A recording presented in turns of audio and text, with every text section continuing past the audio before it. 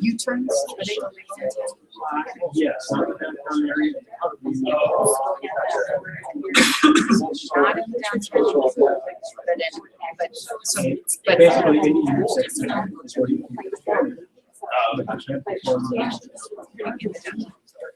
yeah, no problem. Say where it's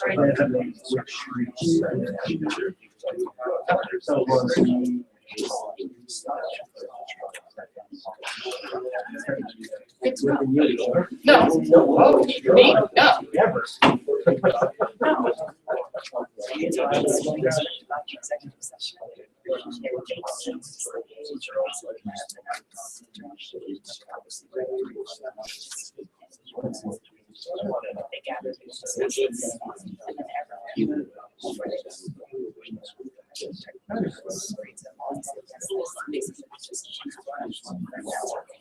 What's right or not? No. And then they just.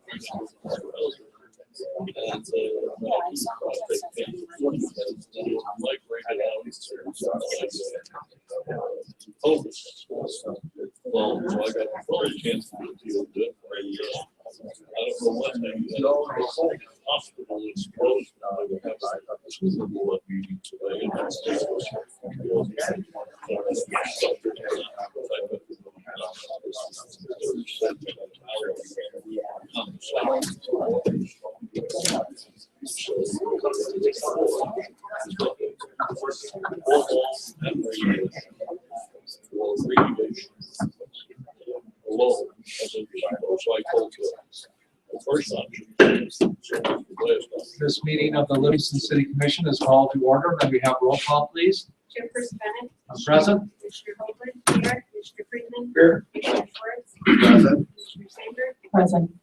We'll now have a moment of silence.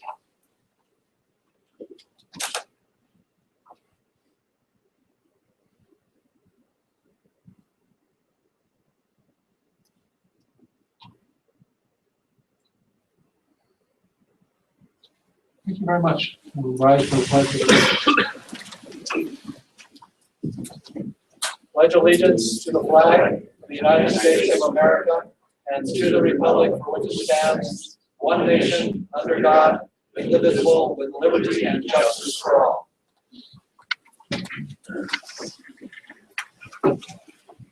Thank you all very much for being with us here tonight. Looks like you've got a good, healthy crowd, so that's nice. Thank you. First order of business is the Commission's consent items. There are 3 consent items tonight, and is there a motion from the commission to approve the consent items, or is there any consent items requested to be pulled? Mr. Chair, I make a motion that we approve the consent items. Is there a second? I'll second. Okay. So motion by Freeman, second by Hogan. Roll call, please. Chairperson Bennett, Yes. Commissioner Hoagland, Yes. Commissioner Freeman, Four. Commissioner Schwartz, Yes. Commissioner Sandberg, For, Motion passes. can I ask for one clarification? Yes. For those of us that are new, and maybe somebody could just share this information with them later, but the process to go through to get a disabled parking spot? Okay, thank you. All right, there is one proclamation tonight. It is proclamation for emergency services, and I will read that for us tonight.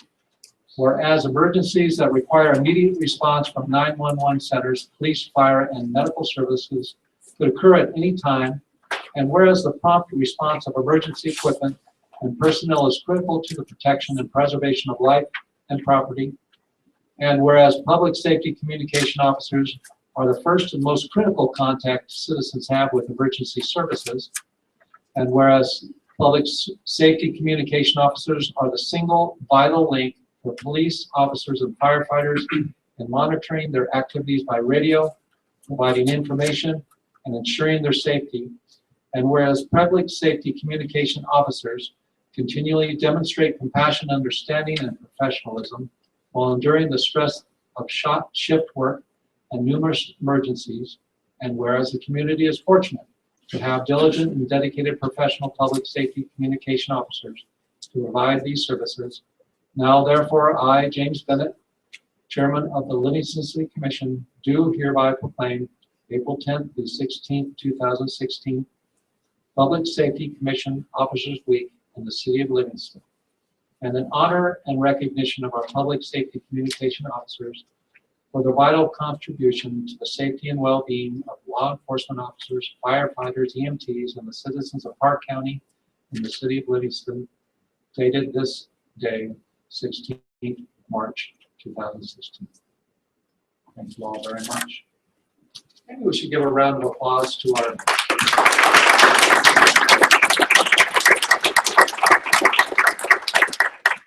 Do you have festivities for the week? Yes, festivities are afterwards. No, I mean during the week. We do. Oh, is there?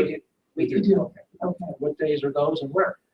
I usually have a luncheon for 'em. Of course, we have to have it here because we all can't leave. Right. And they get a little gift. Right. What day is that? It's not been set yet. It'll be set during that week. Usually it's on Wednesday. Well, thank you very much for your service. All right, we do have several scheduled public comments for this evening. The first scheduled public comment is Paul Reichert, the Executive Director from Prospera Business Network, with updates on services provided. Paul. Can I do a quick handout? Absolutely, yeah, You want me here? that would be great. Paul, do you have like a PowerPoint, or are you just going to talk? A few quick remarks. Okay, great. Looks like you have a lot of other stuff in there. Your agenda.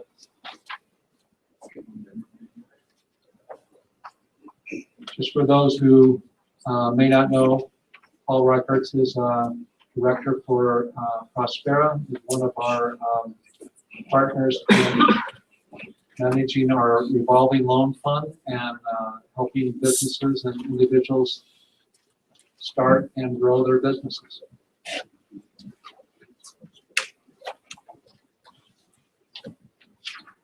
Thank you very much.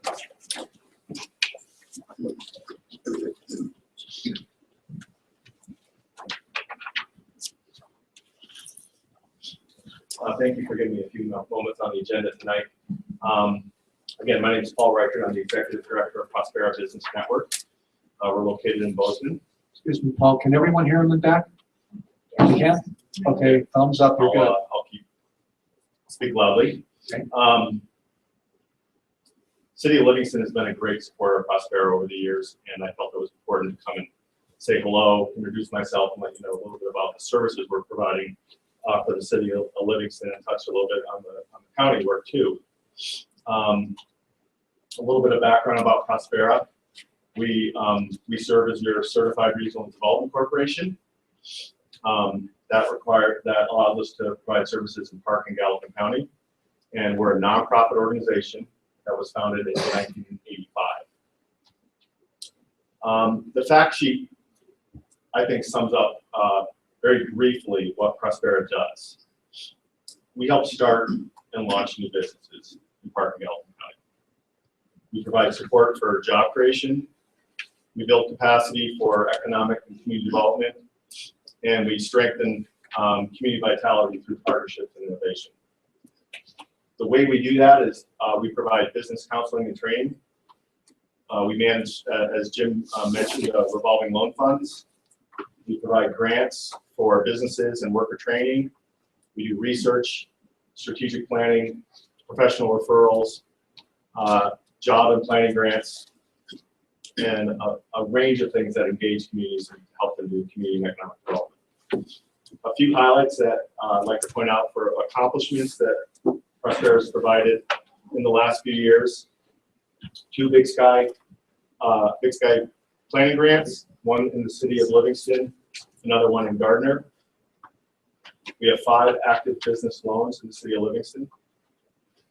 We provide professional business counseling, and we meet with clients right now about weekly in the city of Livingston. Those are private, confidential business planning and business training sessions. We do a lot of grant and funding referrals for agencies. That can be a private business, it can be a local government, it can be a nonprofit organization. We do training programs. One that was held recently is Forward Livingston. That was a collaboration with Park County Extension. We do business counseling and training sessions, and we're providing program assistance for Vision Livingston. So in a nutshell, that's a little bit about what we have done for the city recently. And I would hope the city feels that our connection and partnership with Prospera is valuable, and that your support, that you're getting services from us as a nonprofit partner, and hope that continues in the future. And I'm just available to hear any questions. That annual report I handed out has our audited financials in it. It's slightly dated. We'll have a new one here probably midsummer. And I hope to stay connected to all of you. If any of you want to reach out to me, I'm in town pretty regularly, and I'm a phone call or email away. So I'm available for questions if you have. Is there anyone who would like to ask Paul questions? Commissioner Sandberg? The revolving loan fund, where those funds come from? We manage we manage it as a joint city county revolving loan fund, and I believe the original $2 were from the state of Montana through the CDBG program. I'd have to go back and really find out when. They're typically they've been around for a while, haven't they? Like more than a decade, easily. I think it's, as you stated. So we manage it as the actual loans, but it's the city county pool of funds. Okay. So do those funds regenerate, or we get a certain allocation? They're totally each year? local, and we keep loaning them out. Okay. So the money doesn't go anywhere other than stays in that fund, and that businesses repay, we loan the money. Do you ever have an instance where a business can't repay? I think that's happened occasionally. We keep a loan loss reserve. Our books are audited every year. We report to, I believe it's a city finance or a county finance person that distributes that to all the parties. So at any time someone wanted to like dig into what's there, they're welcome to. Thank you. Is there any other questions for Paul at this time, clarification? So as Paul said, just kind of reiterate, because it's very important partnership that they provide for the city of Livingston. originally a pool of dollars. That money's been loaned out, paid back with interest, and then re-loaned out. So that's why I call it the revolving fund. But a lot of businesses within Livingston have benefited by it to grow and expand their businesses. And some of these are just this year. I mean, in past years, there's been other businesses you are probably more familiar with. Do you know any of the, Paul's been new within the last year or two, so, but previous to this last year, do you remember other businesses that you worked with in the city of Livingston or Prosperity? We're in contact with a lot of businesses, just, talking and planning. Most of our counseling is confidential, so I can't really talk about that, but, contacts I've made recently are with Food Pantry, local theater, community foundation, community gardener, with the city on just, could be grant funding, it could be a job creation opportunity, some kind of training opportunity. Individual businesses, we keep that confidential. If we have a release from that business to share the information, then we'll share it as a success story. But I do know our Women's Business Center that does most of the counseling, she has appointments right now weekly. Are you seeing any type of trend with businesses in compared to, say, Livingston, Bozeman, or any of the other areas? You would love to delve into the 70-page statistical book that we have here. I would. Let me show you a brief, 60-slide PowerPoint.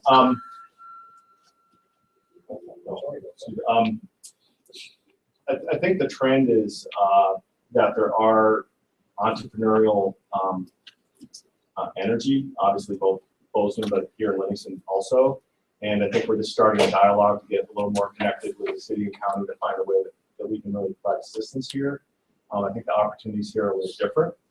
And I gave a presentation a couple weeks ago to the joint city-county session, and that really focused on sort of big picture opportunities here, downtown revitalization.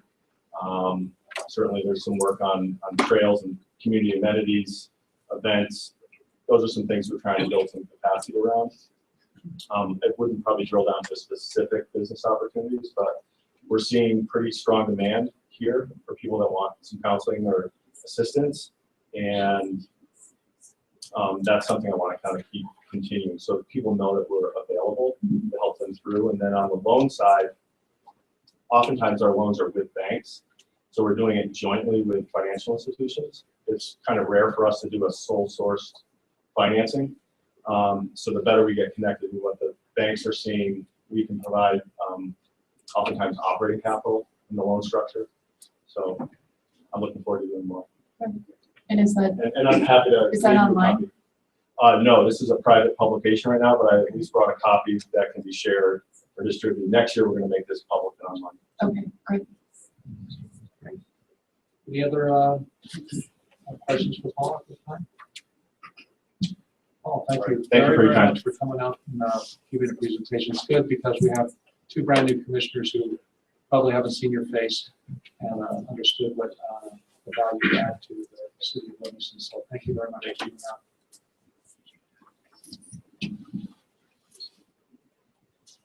All right, our next scheduled public comment is Jay Kiefer regarding the Parents Skate Park and Skate Park Committee. Jay. You want me to sign in? So I sign in? No, you're on the agenda, so you don't have to sign in. Is Derek speaking with you? Yeah, Derek is speaking with me. We didn't know that we're going to be here, but Oh, okay. but I just could not believe my lucky stars that this picture in the Enterprise regarding the skateboard park was last night that I'm here tonight.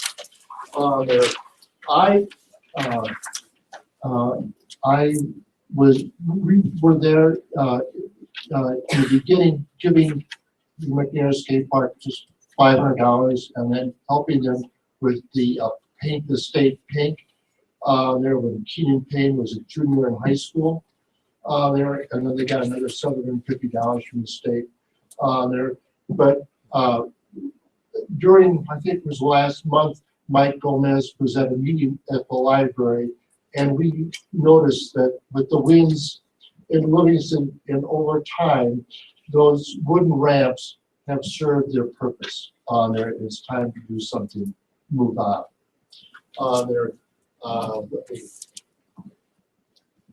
I read your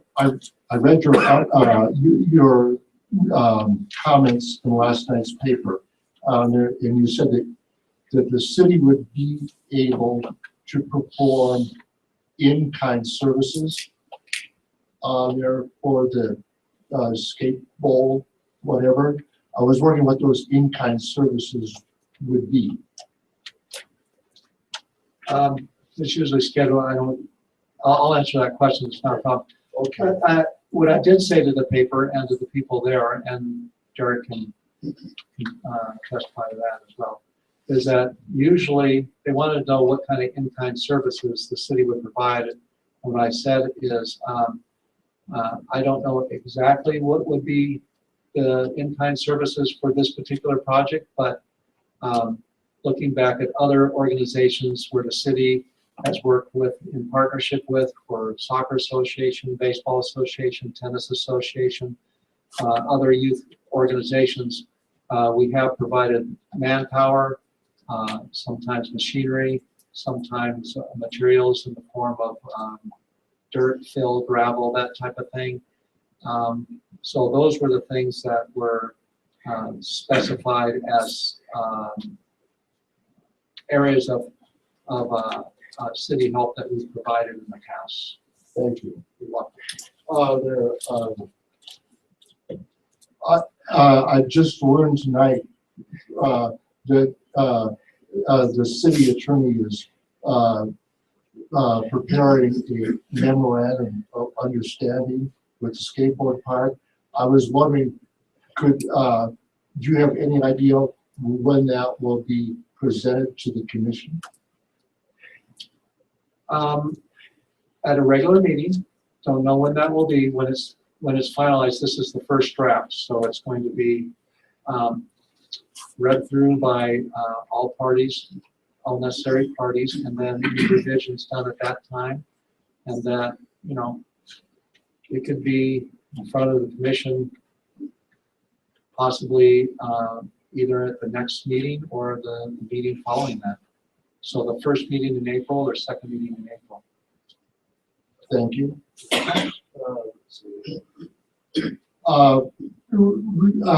Regarding the park on there, I was wondering, I'm not going to hold you to this, but I'm going to ask the question no matter what. I was wondering if the city commission as a body would be agreeable to looking at a 99-year lease for that triangle of the park, or for the bowl there, for like $1 there, because I've seen some efforts bloom and then die rather quick. And I thought if there was a lease where they knew that they had there's, you know, people could come and go as far as the energy to keep the park going on there, that people would feel more comfortable as far as donating to keep the project going, you know, so it meets its ultimate end. Well, the city has already specified that area in its Parks and Trails master plan. That was provided that was done probably 5 or 6 years ago. And so that area is already specified for that use.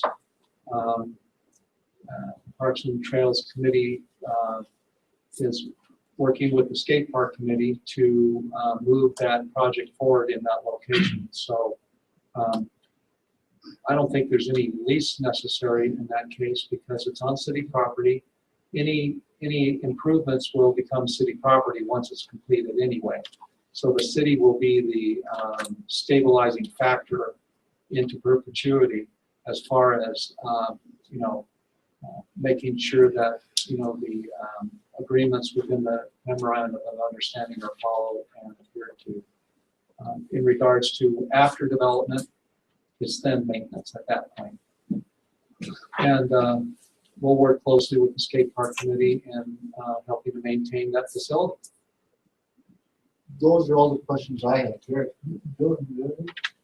Yeah, I'd like just to add a couple things. Excuse me, Derek, go ahead, and because you weren't on the agenda, go ahead and state your name and address for the record. Okay, my name is Derek Smith. I live at 320 South Beach. And I'm the president of the McNair Skate Park Association. We would like to tell you guys that the movement and support that is behind the skate park is incredible at this point. It's actually almost frightening, honestly. And with support from passionate members like Jay, it's project really brings together the community, like probably not seen on a whole lot of projects, honestly. And as of this evening, I was able to speak with Eric for a moment. It sounds like the memorandum of understanding will almost be completed here fairly soon, and we may be presenting that to you at the beginning of April. So, which I will speak candidly, we're going to try to take advantage of the city's generosity as much as possible, just to prepare you guys. So, but it is all based on rational thinking. So, and just the things of what we think that the skate park could use for the long term. So it's nothing that we're trying to supersede your generosity by any means. Regarding, I think I'm just about out of ideas what to say. Other than I'd like to I'd just like to mention that myself, Lisa, Melody, and Maggie were at, it was last Friday. This Friday, there was a bunch of supporters for the skate park, plus Mountain Sky Guest Ranch was there to query the skate park and the city about a grant for some funds for the skate park. But the outpouring of support was amazing. It's tremendous. So I, along with Derek, have been on this committee for 5 or 6 years, and we're finally starting to see the momentum take off. So, I was really thrilled and pleased, and to see the support there and see the possibility of the funding start to come about. So, I don't know how many people here tonight, if you would provide a show of hands, were in support of the skate park by coming here tonight.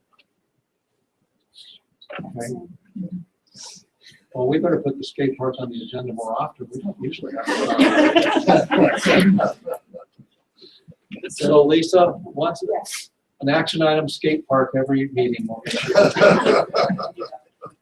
So to build off of what James was saying, so what we did is we applied for a $60,000 grant from the Arthur Blank Foundation. The Arthur Blank Foundation came and gave us a site visit. And Tanya Rue, one of the head board members of the Arthur Blank Foundation, said she's never seen support as what we showed here in our community. It was an impression that we made upon the Arthur Blank Foundation, which I think will help leverage us to gain this grant, which will help us make the park hopefully this fall.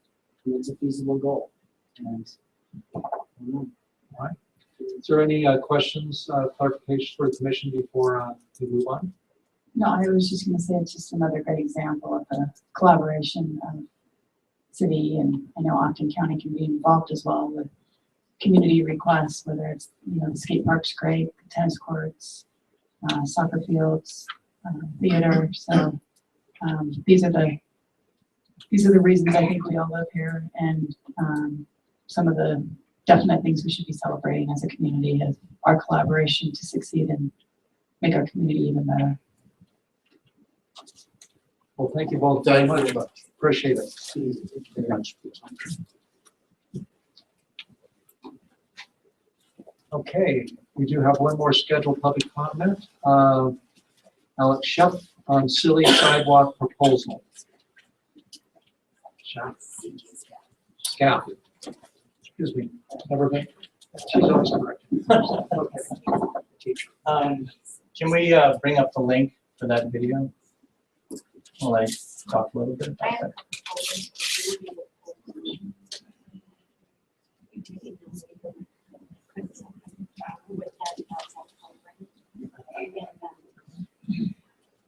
You're killing my momentum here, people.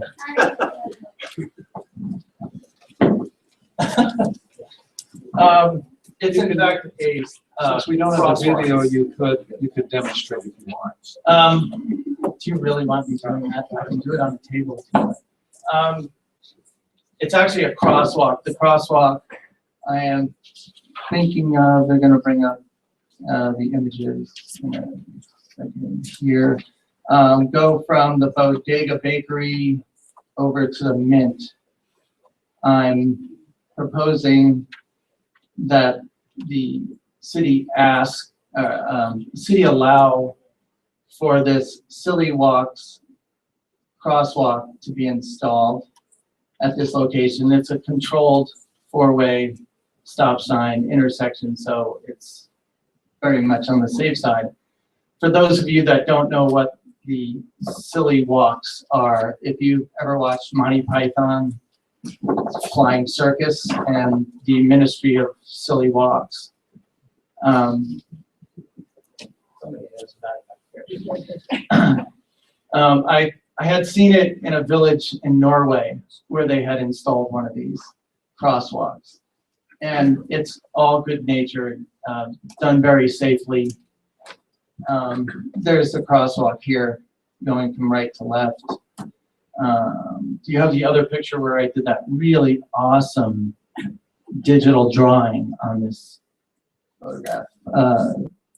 That's what that looks like when you drink it from it. There it is as we see it today.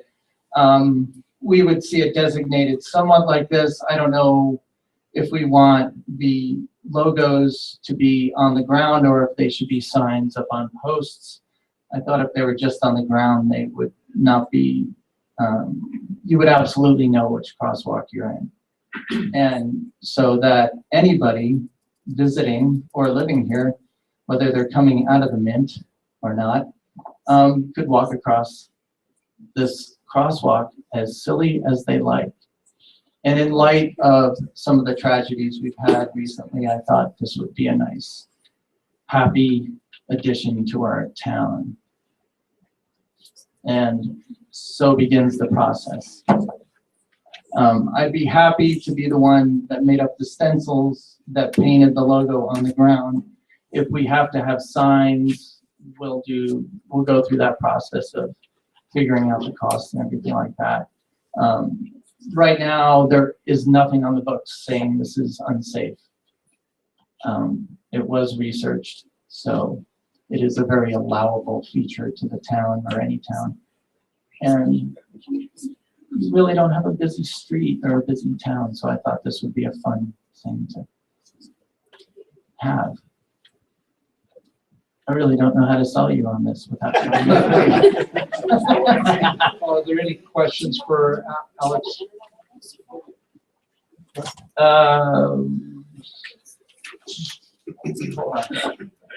Show us how you walk.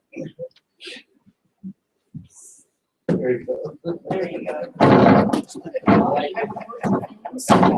That was my favorite. So are there any questions for Alex at this point? Any clarification? This will be funny, I'll find it We're doing this for Alex. faster. Will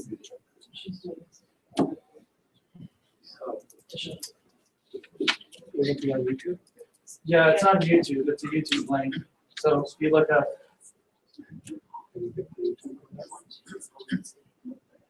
Oh. Oh. Well, yeah, I thought yes, don't go to that place on the internet. That weird place. Oh. So traffic sign makes people do the Monty Python silly walk. If you punch that in. Traffic makes people do the Monty Python silly walk.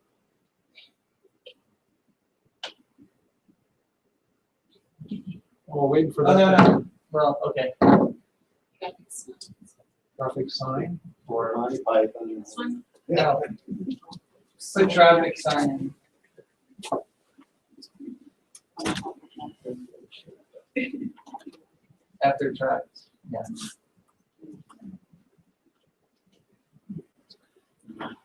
Just since we're having a moment of humor here in Livingston, as if you haven't seen the Saturday Night Live City Commission scoop, you ought to take a look at it. How many have seen that?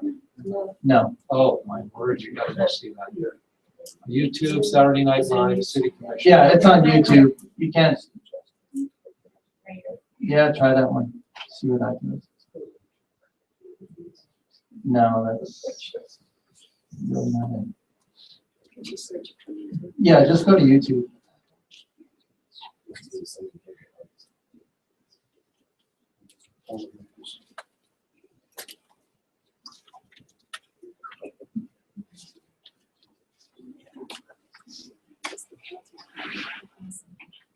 What's that? It's the penalty if you don't do this on the block.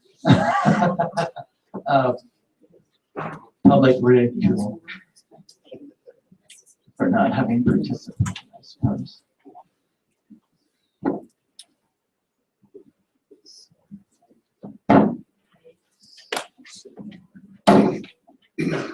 Traffic sign makes people do. Monty Python, silly walk.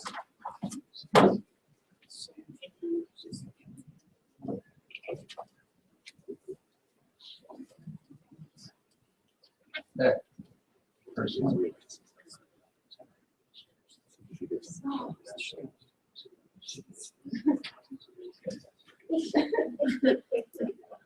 Just go up to the right. You can enlarge it in the bottom right.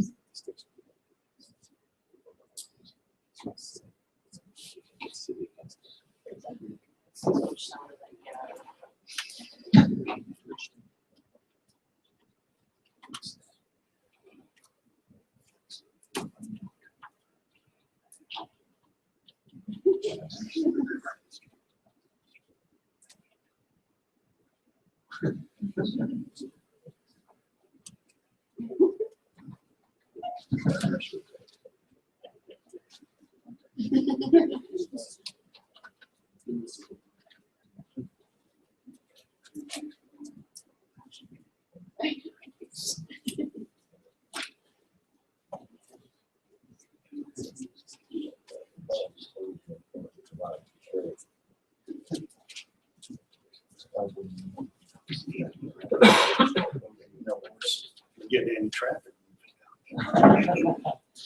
And it seems like it's actually near a school and some shops and everything, so that's a fairly equal area of traffic to ours. And I think really if we can over time get maybe a webcam there, and it's something of a tourist draw, I suppose, as well, slight benefit to it.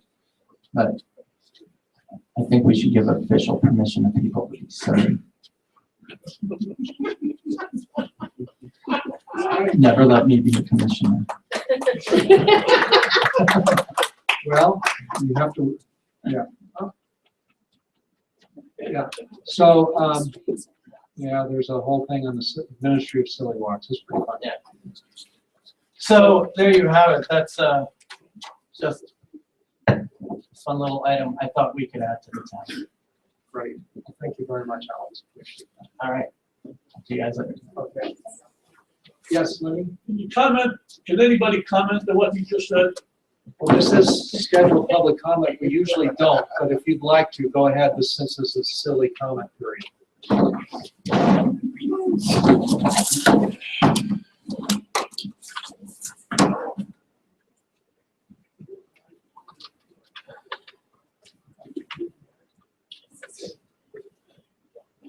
Let me Gregory, 429 South 9th Street.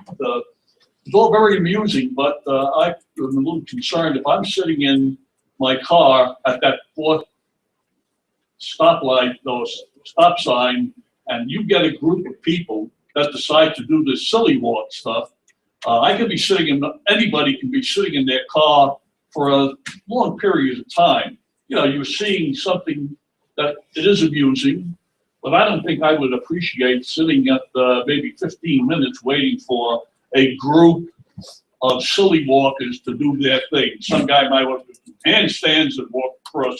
That it's open to whatever interpretation you want. but that's a pretty busy intersection over there, not like what was shown on the, that video. And I think that you better consider the public and the traffic that goes through that area. Thank you. All right, any other comment? Yes, please come on forward and state your name and address for the record.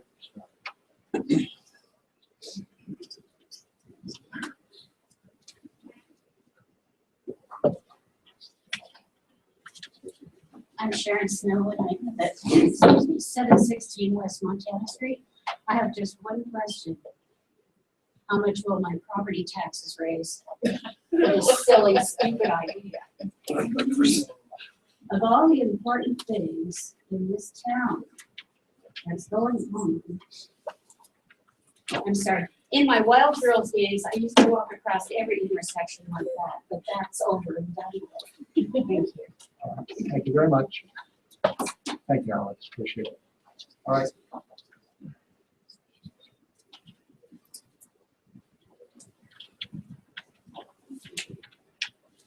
All right, so moving on, there are no scheduled public hearings, no ordinances. We do have one resolution.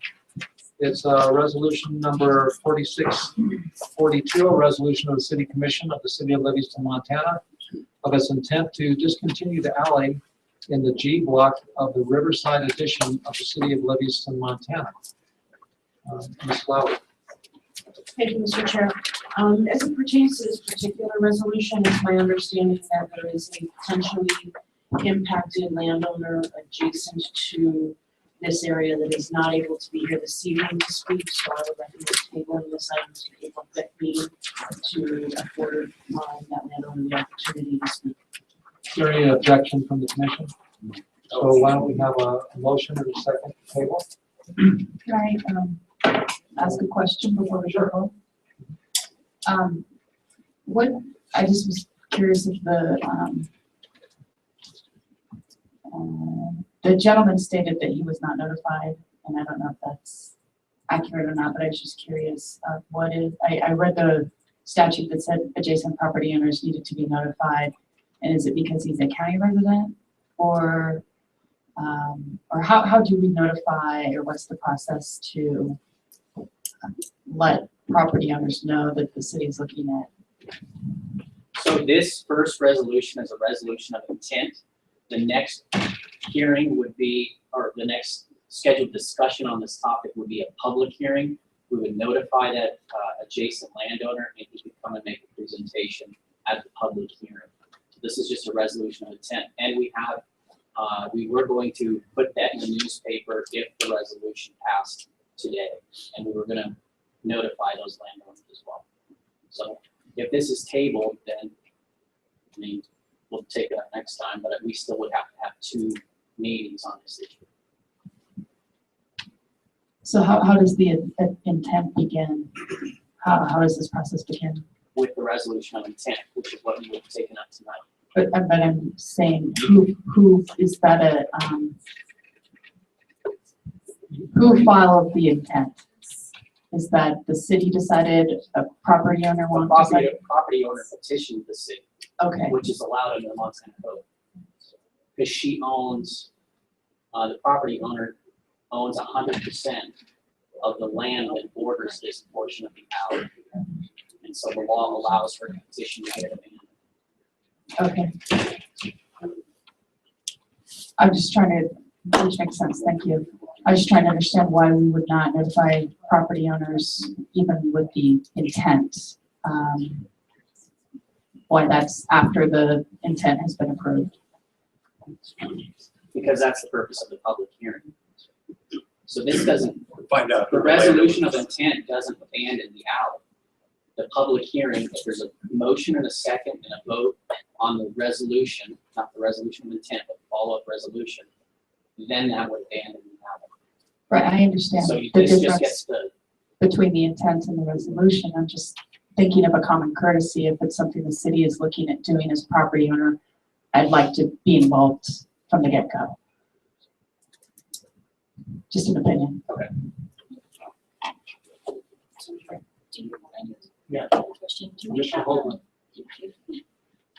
Do we have a map that you could show us very quickly before we move on? Up there. You want us to Google map? Yeah, just so we can, as a community, see.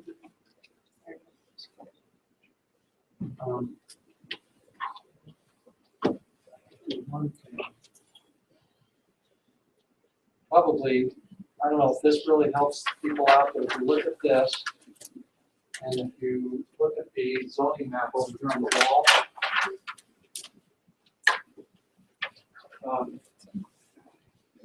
property in question is just right here. It's on Q Street. Everyone know you have Q Street? Yeah. See this white area here? And this diagonal line or this flat line here? That's the property or the border line between the county and the city. This particular property lies adjacent to the county. So the alley is right in between Q Street and the end of the city city property. So that's what you're seeing up here.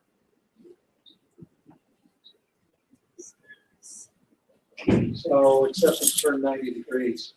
That's right. Yeah, that's the county line. This is the city property here. This is Lewis Street and Q Street, and there is a city has a right of way right here. That's an alley right of way, but it hasn't been used. And the property owner in question owns all this property here and this property here, and they're asking the city to abandon that property. Is that pretty clear? Is that accurate?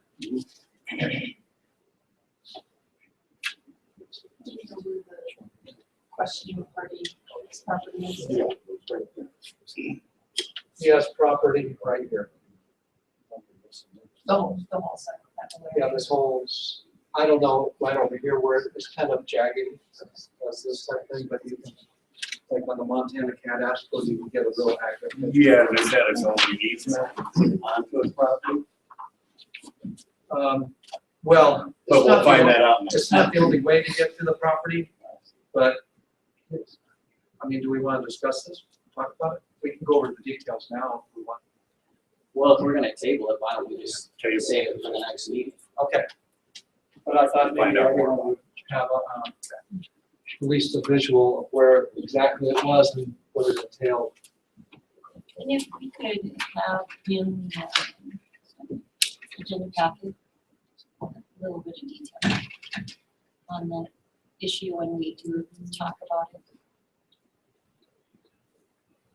Are you talking about, Aside from, the map, the resolution, and the letter from the landowner? Yeah, give us maybe a little bit more detail on the adjacent property. So at this point, it's just a blank space. If we could have that detail just a little bit more to understand that area better. Because my question will always be about trails. And so I want to make sure that I understand this, the place, yeah. Place, or potential trails or streets, anything that is relative. Thanks. and also I just had one question about, if you're looking at that map that's turned sideways now with Lewis Street going up and down and Q going left to right, what is that? Can we go back to that picture? Yeah. What is that thing that looks like it's a canal? Selection of creek. I don't think the creek goes through. My best guess, James, is that is depicting a very old plat that might be part of the river. Yeah. Oh, really? Okay. We could get They that. didn't know they had riverfront property. We could work on getting that information. Okay. Is there any other information we want before we meet on this next meeting? Might help to drive by. I did. Yeah.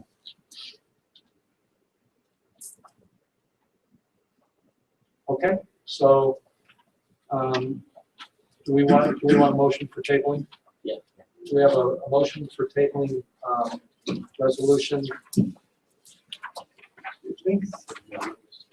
4642. Yeah, Mr. Chair, I make a motion that we table resolution 4642.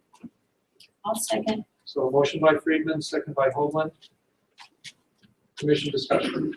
Any other commission discussion? Public discussion? Public comment? Roll call. Chairperson Bennett? Yes. Commissioner Vogler? Yes. Commissioner Friedman? Yes. Commissioner Schwartz? Yes. Commissioner Sichter? Motion passes. All right. Action items for tonight, discuss, approve, deny amending ordinance regarding city manager residency. Ms. Lowy. Thank you, Mr. Chair. This action item was put on the agenda subsequent to a conversation in one of our city manager hiring workshops. To be clear for everybody, this was a discussion that was brought up in a larger framework. It is not related to one specific applicant. It is a discussion point around whether potentially amending the ordinance would provide a way to broaden an applicant pool for the city manager role. So it is not driven by one applicant or our desire for one applicant. It is a larger discussion in the overall framework of recruiting for this position. So, Thank you very much. I think before we open it up to commission discussion, is there any public comment? Whoever gets up there first.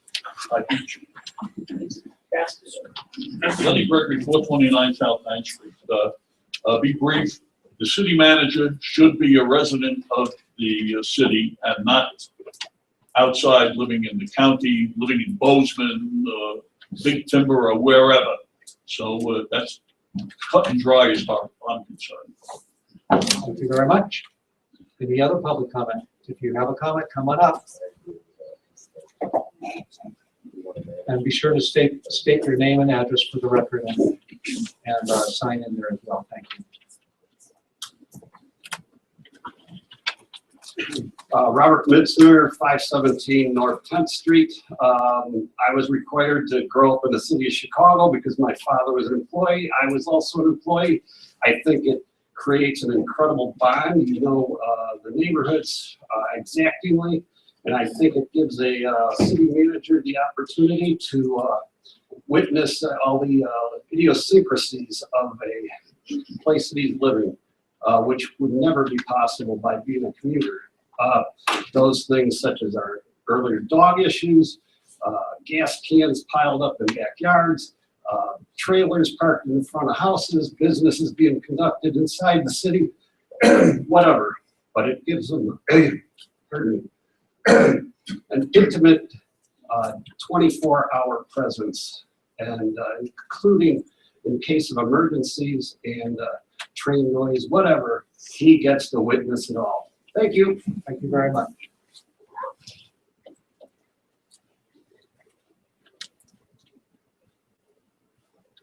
Hi, Marion O'Neill, 315 North 2nd Street.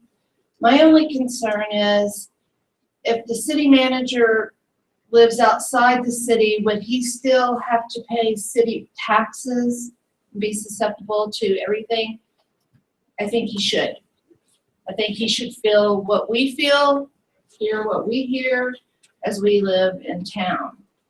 I know you said earlier that it wasn't just one applicant that you were thinking of who had said that he was building in the valley. We all wish we could build in the valley, but if he's able to dictate that's where he's gonna live, you guys decide that's who you want as the manager, what is he gonna do and dictate to you, to the commissioners and to the city after he has the position, if it was to go to him? So that is my concern. Thank you. Thank you. Can I make a comment on that? Next, go, anyone, no, don't hesitate, just come on up.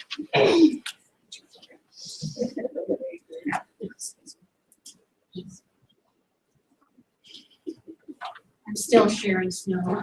I haven't lived here for about 47 years, and I haven't liked much that I've seen since I've come back. I don't like the city manager form of government at all. I don't understand why Livingston gave up voting for a mayor for a handful of people running the government. I don't understand that.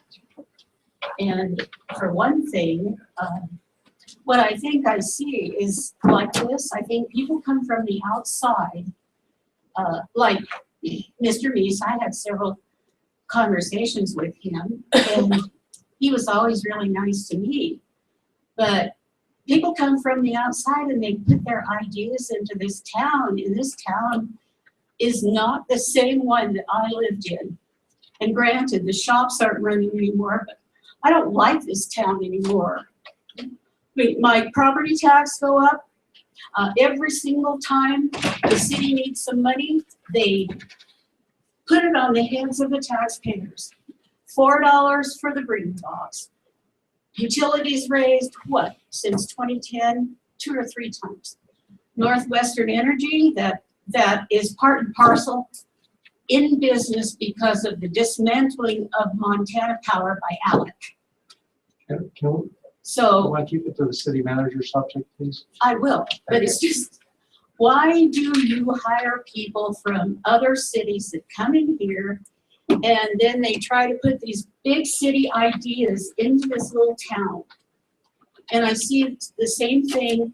It was so different when, well, Mr. Friedman, I'm sure was around, but it was so different when I was a kid living here, and part of that was because of the shops.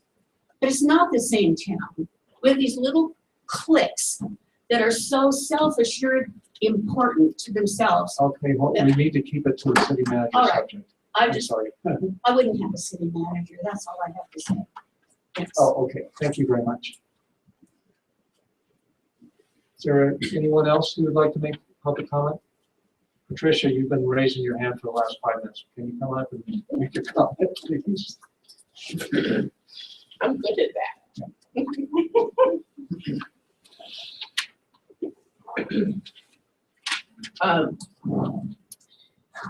I appreciate the dilemma that this body faces on this issue.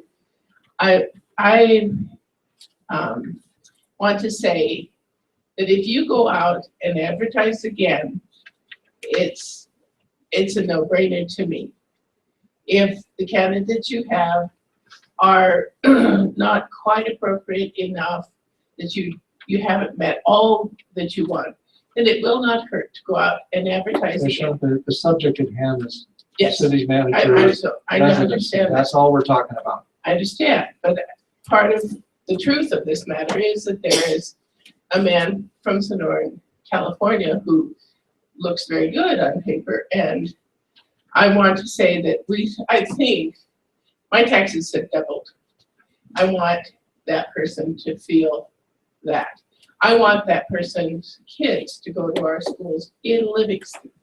And I want them to go to Arrowhead. I want them to go to Livingston, where we're paying taxes on those schools. I want that person to be able to bond with the people of Livingston. And I want that person to have their children play in our sports and use our trails. I want the human experience to be that in Livingston and not out in the valley. I will say one thing as far as the Sonoran is, I'm going to say something about the Sonoran candidate because I have great admiration for the Sonoran Institute. If we have a candidate who is from Sonora, California, which is a wonderful planning organization for cities, we can have this person as a consultant. And I think it'd be very helpful. But as far as the day-to-day use of being a participant in the city of Livingston and feeling the air and breathing the air and walking down the streets, and if the sidewalk is cracked, knowing that it's cracked, those are all things that I think are really important to a city manager. So I think it's, And I think it's very helpful. If you do not have everything you want, it will not hurt you to go out because you could always go back to the ones from the first round anyway. Thank you very much. You're welcome. All right. Morning.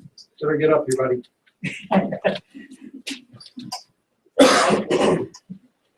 it there.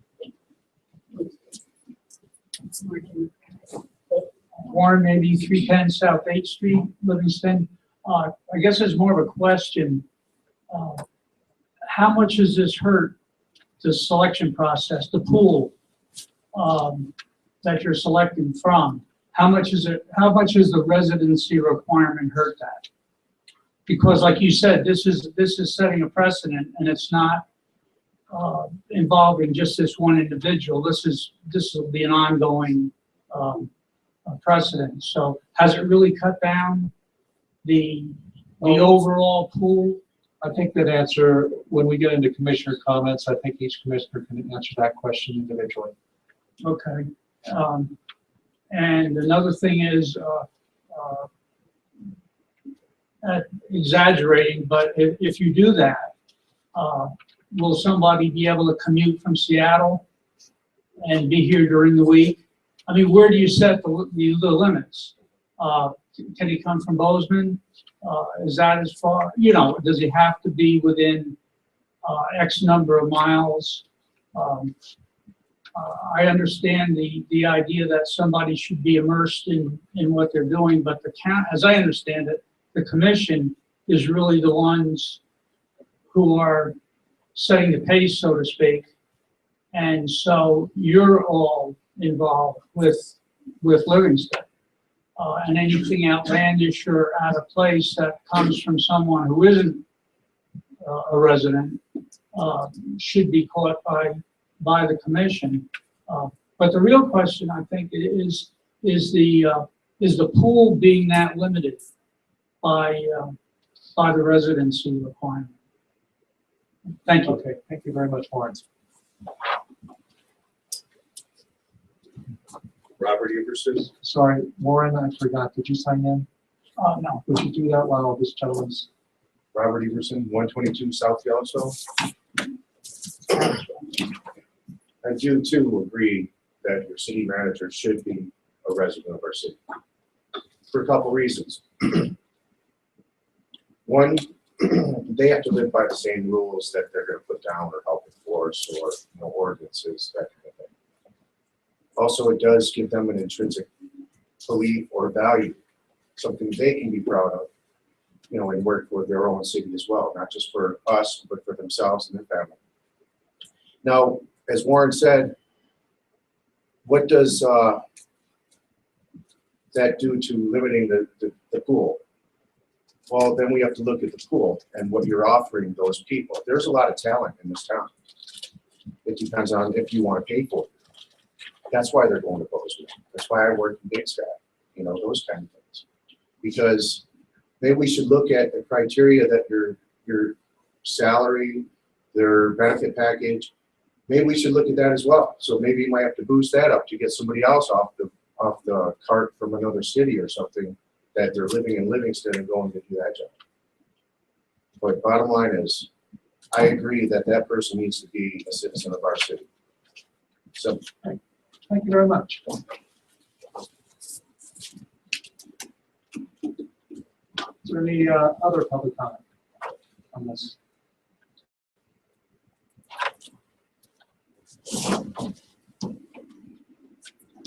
Thank you very much.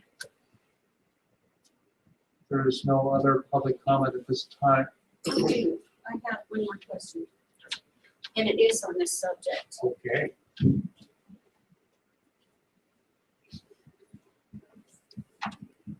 I've read carefully and I watched everything, and I have one question. Why isn't there anybody in this town smart enough to become a city manager or a fire chief or this or that or the other? Why isn't there one intelligent person within the city that could do these things? Why do we have to go outside? I don't understand it. Well, we can answer that as we put the request out and no one from Livingston applied. So nobody from Livingston thinks they're smart enough to do this? I can't answer that for people in Livingston. All I can say is that no one applied. It was open to anyone who wanted to apply. We do have requirements though. The requirements, we were looking for certain professional requirements, and maybe that was hindrance, but I don't think so. Well, then it must be people that, I don't want to comment on what people think well, about no, themselves. but I mean, people complain, but nobody is applying for these jobs from within. I mean, people on the fire department aren't being trained enough that they could become the chief if necessary? I don't understand. I'd be glad to answer that after the meeting, but we're talking about the city manager residency right Well, now. right. I'd be glad to talk with you. If you want to stay around to. Well, I the too meeting, think I'll he should comment. live in the city, because if he's gonna tell you from the beginning where he can live and where he will live, what is he gonna tell you after he gets the job? That's- All right, thank you very much. Appreciate that. Any other comments? Any other public comment? All right, so commission comments. Commissioner Sandberg. First of all, I guess I really appreciate the dialogue. As when we gathered as a commission and looked at the applicants and had a gentleman who applied, and the discussion just came up of we were, I should say, reminded that the commissioner needs to live in town. And it just started a dialogue within ourselves of the ordinance and the history of it and the relevance. And I think the five of us mostly felt that this commissioner should live in the community, but we wanted the opportunity for the community to vote on that. Excuse me, what? City manager, sorry. So that's why we brought the discussion to the public, because we wanted to hear from the public. We didn't want to just make that change without hearing from the public, and I'm really glad we heard. And I appreciate what everyone says, and I know that from what I've heard from everyone, that they would like the city manager to live in the city. So that's what I would like to see as well. I did want to make one clarification though, that I do not, it wasn't a candidate that was sparking this conversation at all. As a commission, we engaged this conversation. A candidate never asked for leniency to have the job and live outside the community. So I just wanted to make that clear, that it's not a candidate driving the discussion, it's the commission driving the discussion. My only other point is just a point of clarification for the chair. If nobody makes a motion, then does it just die, or do we have to vote against the motion? Can it go either way, or? No, we are just at this point discussing. If there's no motion to proceed forward one way or the other, it just, the discussion happened, and we just moved to the next action item. Okay. And I just want to thank the community again. I really do appreciate all of the feedback. It's what we like to hear. Thank you. Thank you very much. Is there any other commission comments, discussion? Commissioner Volpa?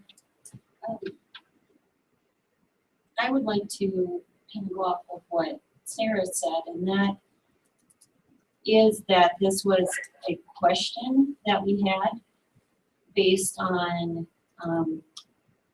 just discussion. It wasn't a question driven by anything in particular.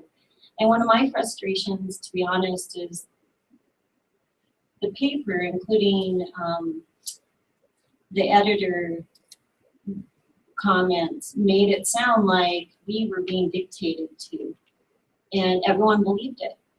The opening paragraph said, this is what we're doing and this is what has to be done to stop it. It wasn't that at all. And so, first point is, don't always believe the newspaper. And secondly, we really wanted feedback, like Sarah was saying, that this is about listening to the people. And I think we heard you pretty well and clear, and I think the commission overall was already feeling that. what the community is feeling, and that is that it is an important part of our city manager, whoever he or she may be, that they are a part of our community as well. So, but going back to that, a very frustrating thing for me to see it in the paper so incorrectly stated as to how it was dealt with during our meeting, which was a public meeting. So just wanted to clarify. Thank you very much. Mr. Friedman, do you have any comments on I that? concur with everything that Commissioner Hoagland just said. Yeah, it was a very innocent conversation. It really got pushed in different directions. And I appreciate everybody coming here and voicing their opinions. And I wouldn't dare leave here unless we handled this the way we should. So, Yeah, I agree with Mel wholeheartedly. Yeah, it was a, conversation, get the dialogue going. We actually asked the newspaper if they would do a survey. We want to know. And they're going to answer, said nobody's dictating to us what we're doing or, or anything like that. So, and we're trying to, I'm just trying to look outside the box because we are offering substantially less than most other municipalities our size do for city manager. That was one reason to start looking outside and what we might be able to track. But there again, I think everybody that responded, and I agree. I thought it was a good discussion. It was interesting to look at the poll, not the poll, but the poll was interesting too. I think we need a new poll. Don't get me started. I think that, I think that the commission was curious about how the community thought about this. The paper was generous to write an article and put a poll so that people could vote. I think the community spoke loud and clear, and I think they did tonight. I'm sure everyone here on the commission received several phone calls from constituents regarding the issue. And I agree with you. I think it's a very important issue, and I think the city manager needs to be connected with our city. Answer Warren's question. There's a lot of factors in selecting the city manager. There's obviously the salary factor. There's the experience, where they're coming from. I never sensed that from any of the applicants that the residency issue was a problem. And that I think that probably there was a number of people who were applied from smaller communities around our size. So I don't think they even thought in their mind that they would not live within the community they served. I never got that sense from anyone in there. No one ever said, well, I need to buy. First of all, we're not paying them enough to do this, but I'm going to build a big mansion out in Paradise Valley and then I'll commute in or anything. I don't think anyone ever indicated that or said that. It was just more of a point of interest and curiosity and wanting to know what people thought as far as from the communication. But in the end, I think I do agree that the city manager needs to live within the tax structure, which they support and benefit by as well. So, hearing no motion, I'm assuming there's no motion. We've had the discussion, so we're going to move on to the next action item.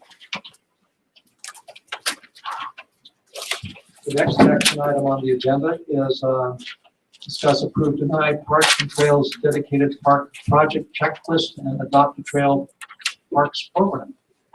Ms. Lauer? Thank you, Mr. Chair. This is a program that was presented last meeting or the one before? Last meeting. And there was some additional paperwork that we'd asked to be reviewed, in addition to, hold harmless agreement that Attorney Code has reviewed, so those documents are in your packet for you, so this is just, for you to, accept the use of those documents. All right, thank you very much. Is there discussion from the commission on the included documents for the trails, for the Parks and Trails Committee? You would be looking for us for a motion to adopt these, this program? Correct. Okay. And the documents that correspond to it? I would like to see. Okay, Commissioner Holman. The Parks and Trails Committee has worked a long time on the wording, along with working with Eric very closely to make sure we were doing it correctly. It is the beginning of the concept of adding this into our community-driven ways that we do things, and I think it turned out really good. I, as one of the committee members, look forward to seeing this in our plan and in our work as a Parks and Trails Committee. So I like it. That's what I'm saying. You like the work you did? I like the work you're doing. Any other commission comments at all? Yeah, I agree. I think this is well crafted and well put together, and it's nice to actually, when I walk the trails, I think about the same thing. I think, form a committee so we can come out here on a Saturday afternoon and pick up all the trash that's flowing into the area. But I don't have to form. You guys did it. Thank you very much. That's great. Mike, do you have some? Yeah, Mike comments? Gomez, 611 North King Street. Some people sitting back here probably don't know what we're talking about.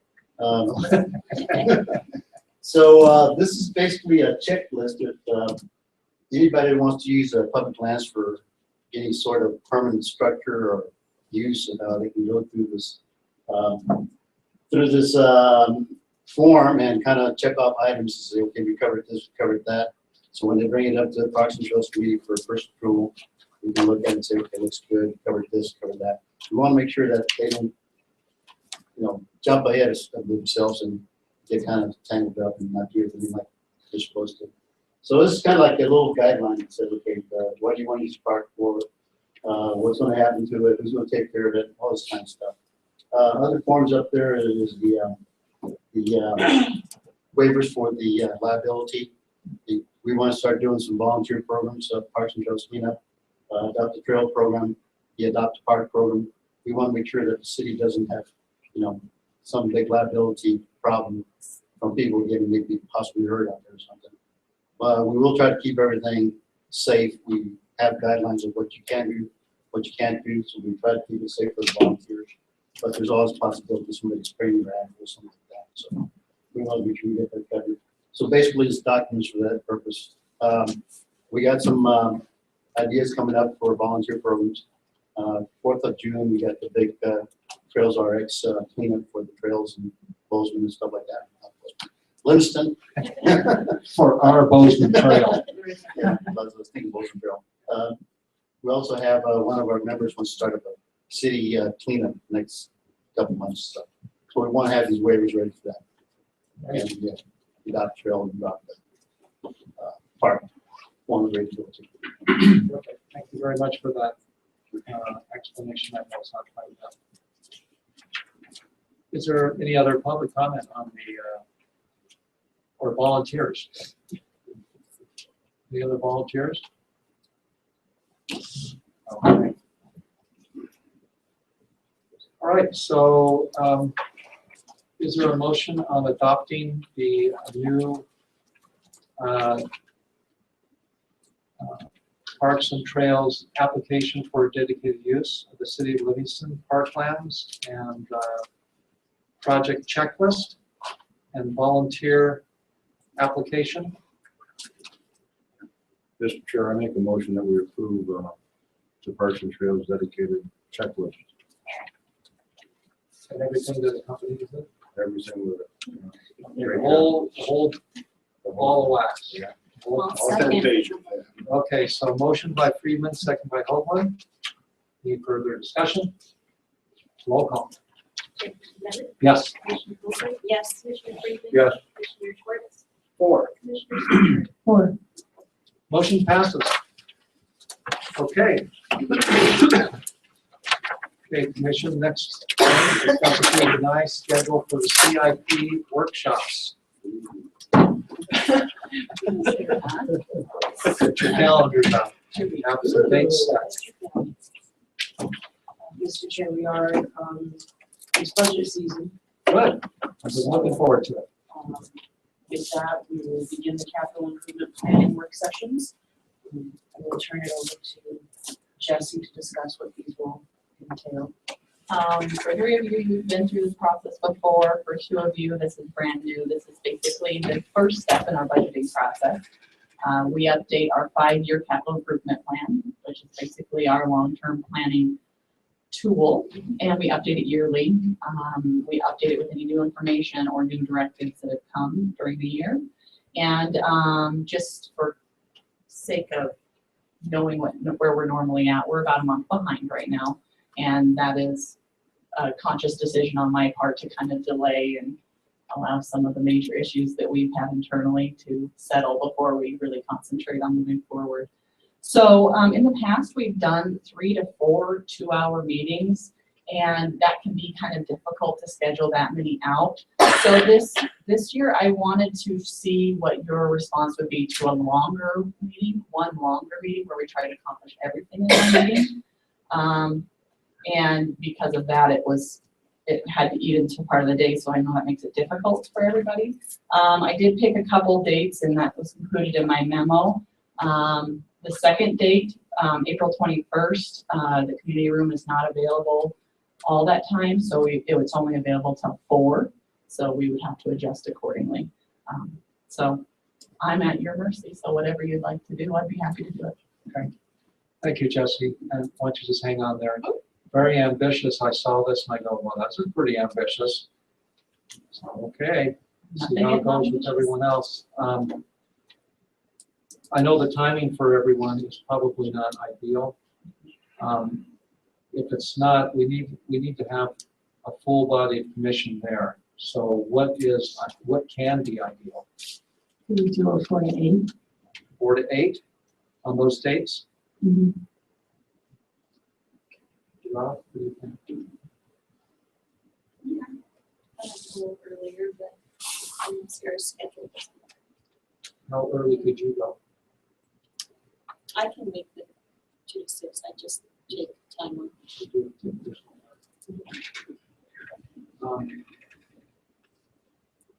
Any problems with either of those times? What's the date of the- It's April 18th and the 21st. And the 21st, we wouldn't be able to do the evening at all, so we probably, in the community room. And the only reason I say the community room in case we have any public, because this is a public meeting, and I We still have encourage that room up there that we did last year in? the assessor's office. Yeah, that was Have they vacant. started moving anybody into that yet? Okay, I haven't checked availability of that, but I can certainly look into it for the 21st. That would be available. There's plenty of room for the public to participate there too. What about the library? I have not spoken with Mitch, but he has told me that he would make anything available that wasn't previously booked for us. So I could certainly talk to Mitch and see what his availability is for that as well. Just in case. Yeah, absolutely. If we do it outside this building, we'd probably be, just my suggestion, best to do it both at that location so it doesn't confuse people. Yes. Does anyone have any problem with that? If the assessor's room's not available on the 21st, and we have to go to the library, let's put both of them at the library so that the community doesn't get confused with what day to go where. So anyone? So we're looking at 2 meetings? I thought we were just looking at 1. I believe we can get it done in one meeting. I think so. I think I'll prep the new commissioners at our city commission orientation about what the process is, so there'll be less confusion as to what we're doing and why. And then I think our department heads are well-oiled machines now, so I think we could probably get it accomplished in 4 hours. I think we can. Mr. Chair, I won't be here the 21st. You won't be here the 21st. Okay, well, I mean, the 18th, I think what we could do is if we can't get it all finished, we can come back and schedule another one at a later date. Yeah. so the 21st is out. No, you can't be there. Okay.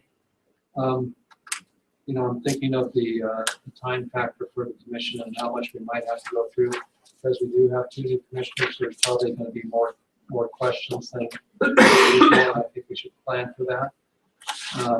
Could we, Sarah, you were the one that was requesting for, could, and I just have to be honest, could 3:30 work? Is that a possibility? If it was pre-planned, we're about a month out from that. I know it's not a hard question, but if you're totally unsure, then we'll do 4. I'm just thinking it'd probably go later than 8 if we are really trying to get through all of this. I know we're pretty well oiled, but still things will. Sometimes we like lots of questions. I like lots of questions. I know you do. Mel wants to eat. Mel wants to eat. I usually bring treats. Yeah, but no candy. We want us to be focused. Bring a pizza or something. Maybe we should order in the Subway or something, or someone bring a sack lunch. Yeah, I can, I'll make it work. Think 3:30 you could make work? Yeah, and I had already in my mind, yeah, 3:30 to answer your question, yes. Okay. But, and I know we have onboarding, but I was gonna schedule some time with Jesse anyway. Okay. Just because I don't want to be, asking questions and holding up the process. So, Quentin and I will do our due diligence as much as we can prior as well to help with the process.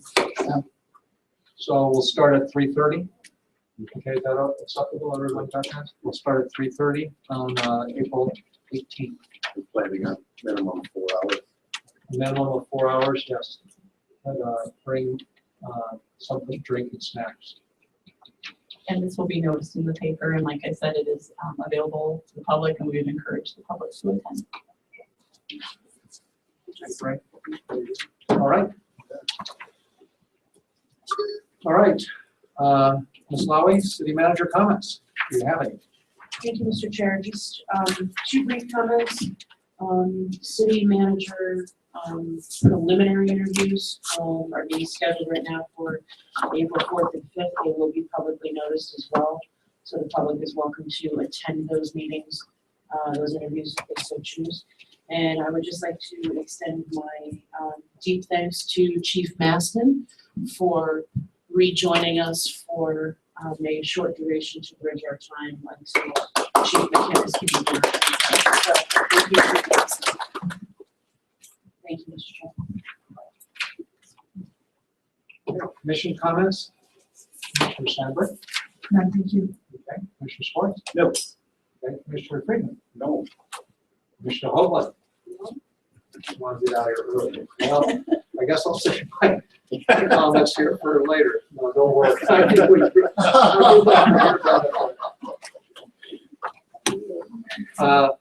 at some point, I think we still need with the commission to schedule a workshop on the vaults and the underpass.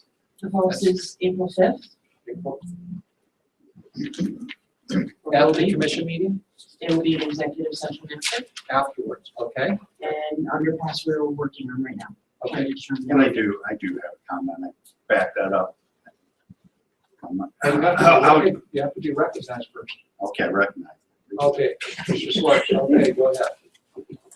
Has anybody else gotten heat about the spring cleanup? Oh, yeah, that was one of I'm sorry, I need to bring that. Yes. I'd like to, I wonder if we couldn't put that back on the agenda next meeting. Okay, is there a second? Second. Okay, there's 3 seconds, so And I had requested, what, It'll be on the April 5th. okay. And if we could just get that, I put in a request just to get the profit loss analysis that was used. If we could have that. I'm working on getting that. Yeah, and I know it'll take some time, but if, just so we can have that to review prior to the meeting, that would be helpful. Yeah, I'd like to see that. Well, that was an important one. I'm glad you remembered that. Well, I looked through my list here. Don't worry, Doral. Okay. Clean up. Clean up. Property line.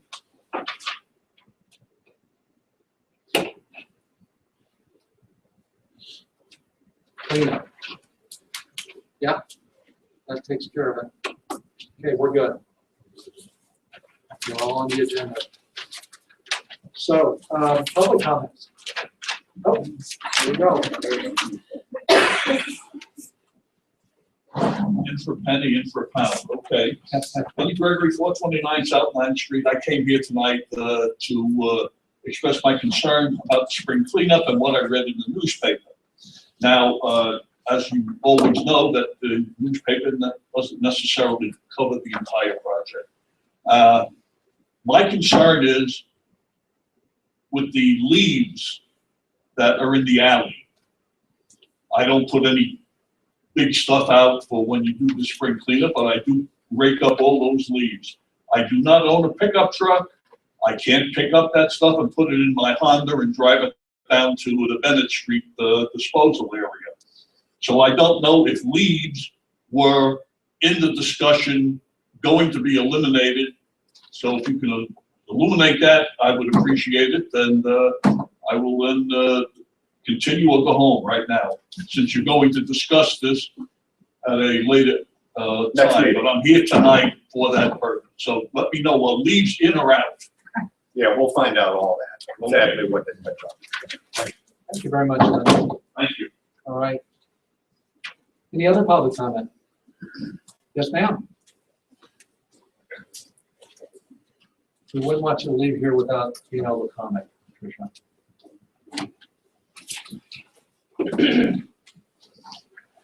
My hero is a woman named Gladys, who participated in her government in spite of a terrible physical disability.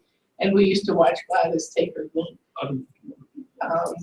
walker across the tracks in blizzards to get here to participate in her government. So this is to honor Gladys. My name is Patricia Graber, 204 East Calendar. I need to find out on the CIP, when is that document available to the public so we can make comment before the meeting? Or do we only get to make comment that day? It would be during the meeting. So that's why we invite the public participation is during that meeting.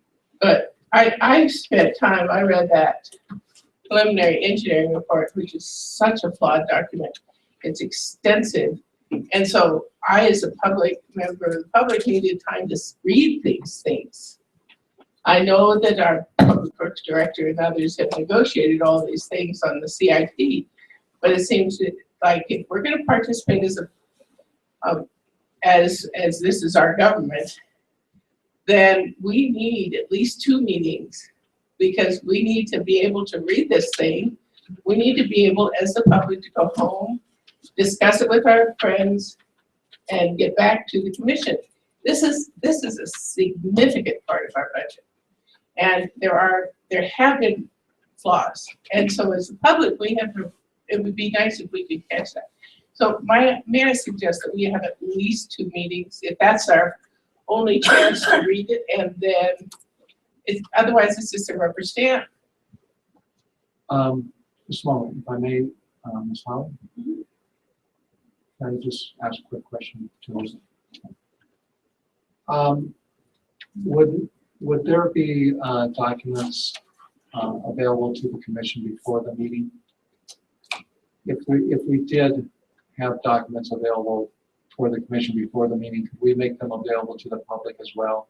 Yeah, what I typically don't have the report and all the narrative done. Typically what I do is have the spreadsheets done and then that's gone through and manipulated at that time. Right. So I mean, I could have printouts of those Excel spreadsheets, although I'm not sure. I think it'd be 100% accurate. Well, you know, I feel like They're- they'll change they're in flux at in that our point, meetings, but I can certainly make all that available. It'll probably, I don't want to make any guarantees of when I'm done, but maybe a couple days before the meeting so that they can. Here's a thought also to address your question, because I agree with you, need the time to digest it and comment on it. That meeting is on the, first meeting is on the 18th. Not sure we'll make it through, but if we do make it through, the 18th, when is our next scheduled meeting? Is it the 19th of April? Okay. Next day. The next day. But we're still not making decisions on the CIP or the budget until June.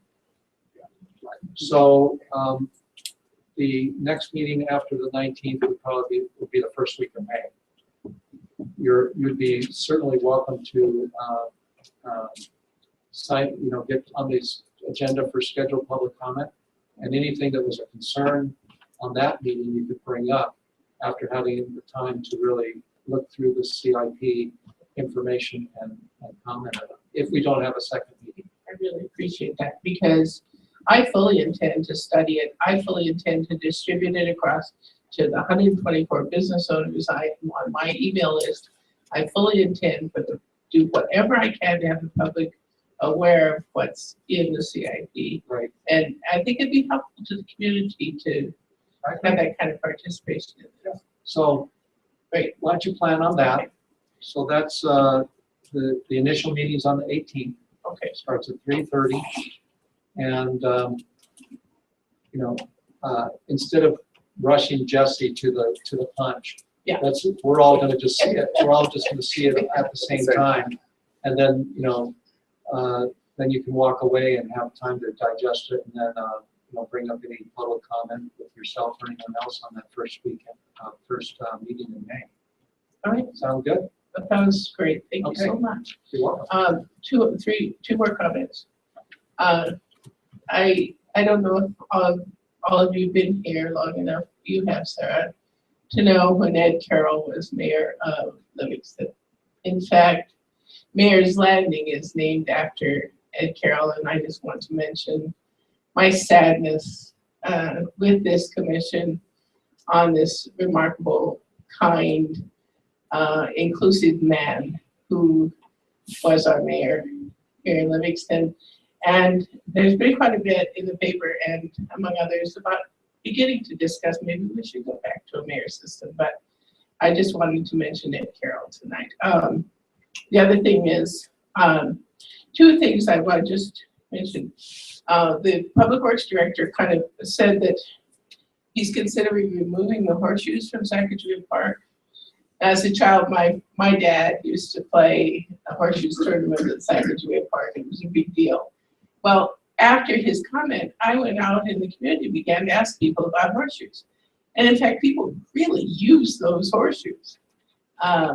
So I think it would be a little arbitrary to remove those horseshoes from Sacagawea Park. There's a significant part of this community that really enjoys them and has for generations now.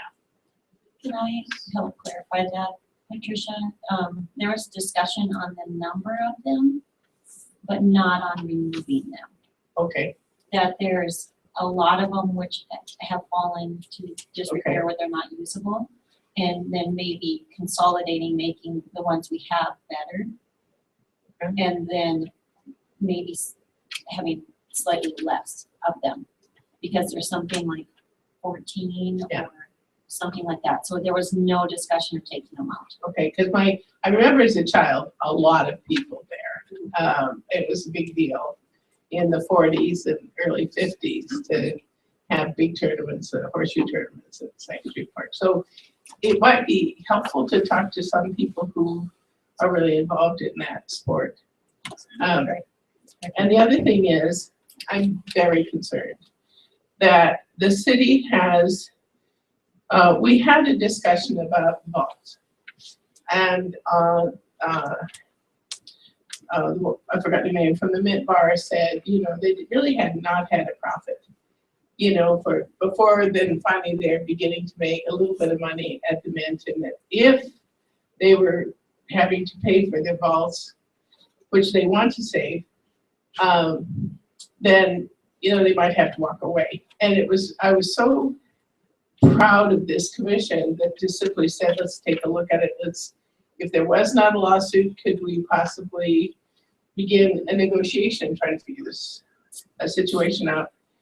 Well, I learned this week from Larry Laren that he has been hired and the contract has been signed, and between $5,000 and $10,000 is going to be paid to him and Jerry Brecky to study the vaults. Now, Jerry had published an article saying there's nothing in those vaults historically, and when I questioned him about that, Larry said, I said, what is the source of your information? He said, Bill Gonder, who was a fireman who used to walk down there. It's a lot like a Wilson cowboy walking by the Isaac dig and saying, gee, that's a bunch of bones. You know, Bill Gonder is not a historian. So we have gone ahead and we have written and signed a contract with the two people who said already publicly there's nothing in those vaults. And we are going to pay between $5,000 and $10,000 of taxpayer money to them to study this situation. And I'm concerned about their objectivity on this. And I'm concerned about the motives on why we chose those two people to do this study. So I'd like to, and the contract apparently has already been signed. It's already done. I personally have been I'm writing a small book on the history of those vaults and the probably 100 Chinese who lived within a block of those vaults. It becomes more and more interesting to me, the history of the Chinese in our underground, the history of the speakeasies that were in our underground that actually could be verified, and some of the prostitution that took place, but also Joyland, which was under the walk. And so it was a recreational facility in the underground under the walk. So I'm concerned that this contract has already been signed. None of the vault owners have known about it.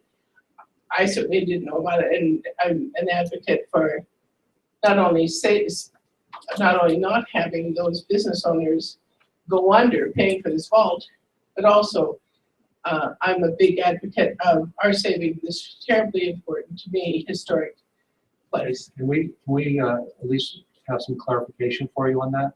Please. Okay. And I did put a freedom of information. I had a nice visit with Eric. It's wonderful. And he's going to send me the contract itself. But I just didn't know, and I wouldn't have known if I had not had a conversation with Larry Laren, who said, oh yeah, well, Pat, I'm going to be doing a study on this now. And I said, you are? You thought the steam vents were a tunnel. I'm going, Larry, in your article, you didn't know anything. Well, let's get some clarification. It didn't mean to disparage him, but I was trying to disparage him. Want some clarification on that? As the commission is aware, the city has been sued by Paoli and Brown and potentially other plaintiffs. In connection with that litigation, I engaged or reached out to Mr. Laren and Mr. Brecky to serve as expert witnesses in that lawsuit. Without going into too much detail, because again, this involves litigation strategy, which I don't think should be discussed in an open public forum when the other party is not a governmental entity. Yeah, I'll sum it up by saying we have hired Mr. Brecky and Mr. Laren to serve as expert witnesses in the event that case proceeds to trial. And I'm not required to put that out to bid, that contract, because it's for professional, technical, legal type services. We have a line item in our budget to pay for those professional services. So I made the decision, and when I was in private practice, I used Mr. Brecky and Mr. Laren as expert witnesses. They've both been recognized as experts in the 6th Judicial District. And I don't, their qualifications have never excluded them from testifying as experts in the court upstairs. So I feel comfortable with them. James? Thank you very much. Just a follow-up on that. Obviously, you can't say though that what they're going to be experts in, which is my question, and I'm assuming I'll find out at the meeting, but shouldn't, when we get into litigation strategy, that those decisions be with the commission prior to, if you're moving forward with a litigation strategy, which it sounds like, I think those discussions should happen with the commission prior to engaging in contracts with people. I would disagree. I'm the city attorney. But the commission dictates legal strategy. I don't think so. Whether to settle a case, maybe. That's when we would discuss those matters. Settlement authority, things like that. But I can't come to this commission for every decision that I make in the course of litigation on what strategy to take. Whether I file a motion, things like that. If I may, just for some clarification, since I've been here, the city attorneys never asked us to comment on strategy in litigation. They have brought us up to date on progress in litigation, but never requesting or asking us to dictate strategy or provide comment. Though we may ask questions for clarification, in my tenure here, I haven't seen this. We've been in the process of strategizing with the city attorney. Not saying that just because that's the way it's been accurate. In my experience with municipality organizations, it's been different. And since we're ultimately responsible for that decision and the city attorney is not, I believe that we should be apprised of how the situations are moving forward. Well, we do have a executive meeting on this issue at the end of next meeting. So let's get some clarification then. Is that acceptable to you? Well, that's how we're going to move forward. I mean, I'm not sure how we're going to get clarification of what's already been done. Well, I guess I need to be we'll educated. get clarification of what's already been done at that time.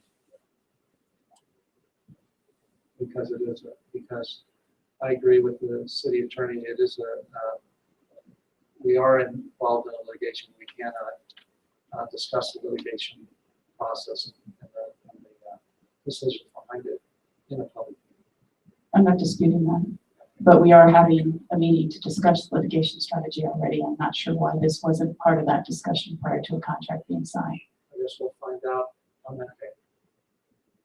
That's probably when we can really get in touch with that. May I say one other thing? It was my sense at that meeting that there was a spirit of cooperation, that the owners who were involved in the litigation said, and the following day at the ORA meeting as well, that the owners said, we're more than willing to put the litigation on hold so that we could actually have some problem solving together. That was my sense of what this commission was saying at the time. So I felt that there was a sense that the commission was really trying to work towards problem solving. And I appreciate that. Thank you very much, Patricia. Is there any other public comment? Any other public comment? James, can I just ask clarification with, because just with the CIP? Sure. So we're not going to be asked to prove anything at that meeting. We're just listening and learning. No, what we do, it's an interactive, we're involved in the process of decision making. It's a decision making process. Okay. We are deciding and giving direction to the finance director as departments of material, departments of spreadsheets and financial information is provided to us. We're commenting, we're moving things around, we're looking at different scenarios as far as, okay, if we do this year, how it will affect the following years. If we move this expenditure from year 1 to year 3, how does that work with our cash flow and our reserves for each of the, for any particular department? So it's very interactive and directions and decisions are being made at that meeting. That's why it's public, open to the public for comment. Though it's not set in stone, because all that happens is that CIP involvement in that decision is then used as a guideline for creating the budget for the following fiscal year. So the CIP drives the budget. CIP drives the budget, yes. Okay.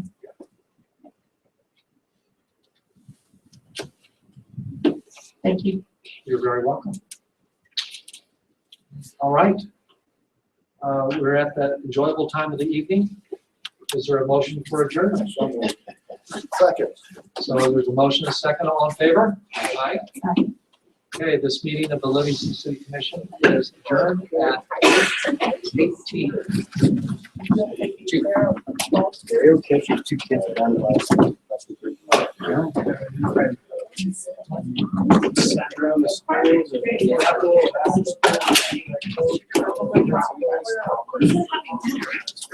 officer.